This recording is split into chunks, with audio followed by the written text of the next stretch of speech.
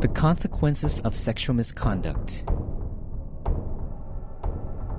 Transgressor of the third precept are individuals who were constantly absorbed in sense pleasure.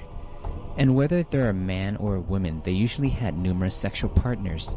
Even when married with a family, these men relished the nightlife, regularly frequenting nightclubs, bars, and brothels. As for the married woman, they regularly slept with other men. Such misconduct causes quarrels and discord within the family, leading to distrust between the married couple. In addition, the health of the body and mind deteriorates, opening the gateway to diseases such as venereal diseases, AIDS, etc. Sometimes it can even result in murder. The wife may hire someone to kill her adulterous husband, or vice versa. This can easily evolve into a societal problem. The family experiences distress, the children don't receive the same attention and affection, and ends up imitating their adulterous parents' lifestyle and resorting to violence. The children start frequenting the nightlife and experimenting with drugs and alcohol. They may even experiment with sex prematurely. And if they became pregnant, they turn to abortion as the solution, thus gaining a chain of endless problems along the way.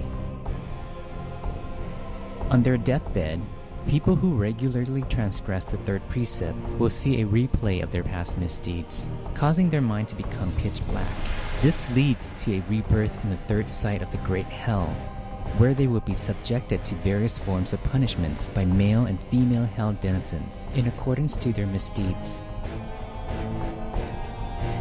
For example, a married man or woman who had affairs will be reborn as a hell being that gets thrown into a pit filled with caustic semen.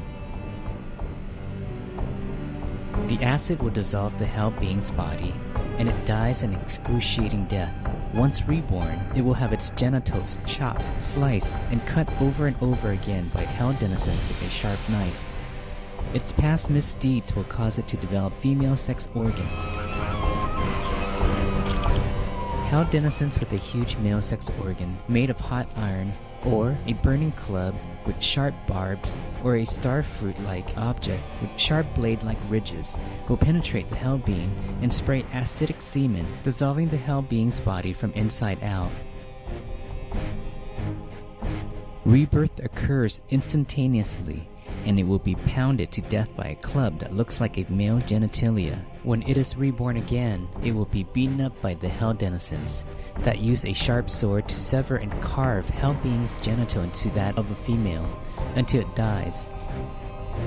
These are but a few examples.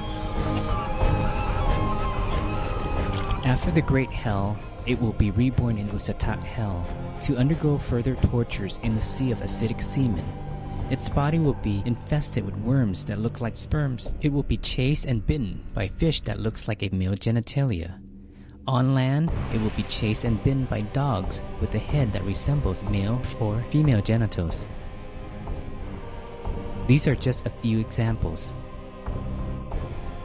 Some hell beings will possess sexual organ that is large and heavy as iron, forcing the hell being to move backward while dragging its heavy sexual organ with it. Then hell denizens will transform themselves into dogs with metal canines, chasing and biting the hell being's sexual organ. The pain is gruesome. For the adulterous couple, the male will have a long sexual organ that the hell denizens will use to impale the female partner with. Then hell denizens will transform into hell dogs with iron canines, chasing and biting the two hell beings. In some cases, the hell denizens will tie the genitals of hell beings to one end with a rope and the other to a hell dog. Then the hell dog will run quickly while dragging the hell being with it. The pain is horrendous. After Uttatat hell, the hell being will run towards Yomaloka hell, where it will then be dragged by hell wardens inside the courthouse to the front of the judge's desk. Images of the past misdeeds performed as a human being will be displayed because the bad karma is not exhausted. The judge orders it to undergo more punishment in Yomaloka.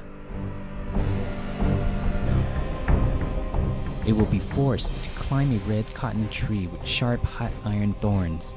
There are both male and female hell beings. The pain and suffering will last a long time. Once the bad karma is reduced, rebirth will take place in the beta realm. As betas, they will have to drink pus pouring out from the genitals of other betas. Some become female betas with a long male organ extending out of their mouth.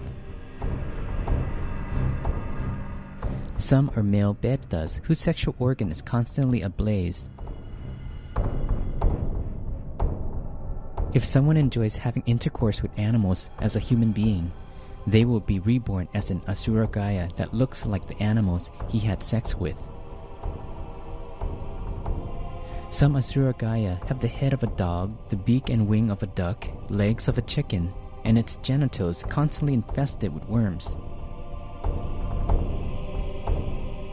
After the beta or asuragaya period, rebirth will occur in the animal realm, beginning as primitive life forms such as a worm in waste sewage because it liked dirty, filthy things. Later, it will be reborn as a dog due to their previous promiscuity. It will be reborn as a monkey because it liked to deceive others. It will be reborn as a donkey because he or she embarrassed his or her spouse by their misconduct. It will be reborn as an ox or a buffalo because he had affairs with other men's wives. After the animal realm, rebirth will take place as various forms in the human realm. It will be reborn as a transvestite, a man who longs to be a woman.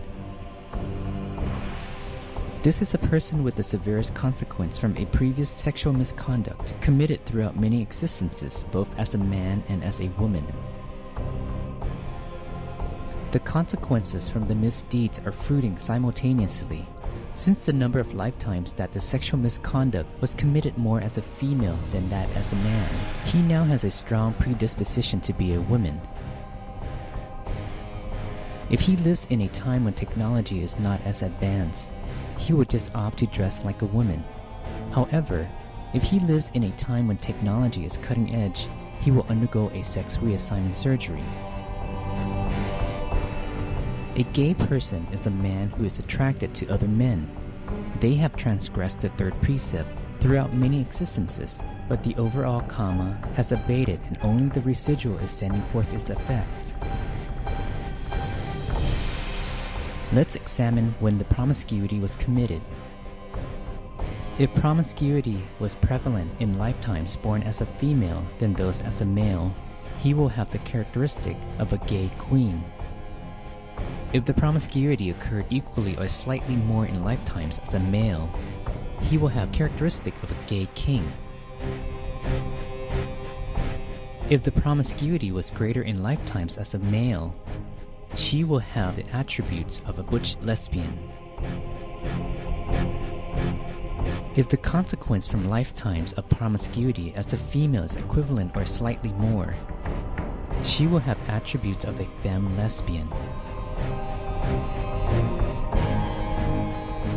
Prostitutes are those who committed sexual misconduct during previous lifetimes as a man, and the negative karma is still intense. When the negative karma diminishes, she will be reborn a normal woman with a family, but will have an unfaithful husband, a reflection of herself when she was a promiscuous man. The bad karma from sexual misconduct combined with the karma from killing will cause a woman to develop uterine or breast cancer. Later on, they will eventually be reborn as a woman with a faithful husband. This is the consequences of the karma from sexual misconduct that has become lighter and lighter. Rebirth as a single woman occurs when the bad karma has become even lighter. Rebirth as a woman who is determined to practice chastity occurs when the bad karma is nearly exhausted. But in the meantime, if she transgresses the third precept again, she will return to the vicious cycle of the endless suffering for a long time.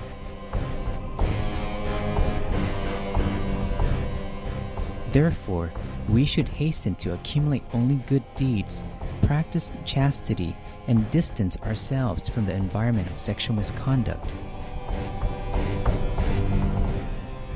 We should regularly offer alms, keep the precepts, and practice meditation so that we experience true happiness, be reborn in the states of happiness, and eventually attain Nibbana.